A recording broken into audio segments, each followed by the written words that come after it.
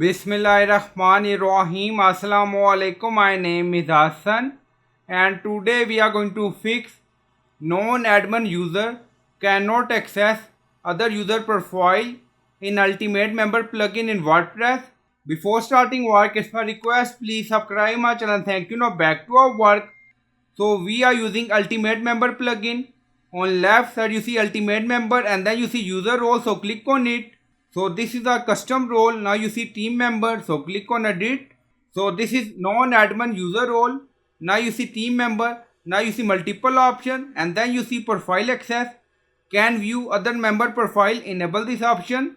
And then you see can view these user roles only. So you can select like this according to requirement. Press Ctrl and then you can select multiple, so it's up to you. And then you see can make their profile private. If you want, you can enable this option. And then you see can view access private profile. If you want, you can enable this option, so it's up to you. So after these setting, non-admin user can access other user profile and then click on update role.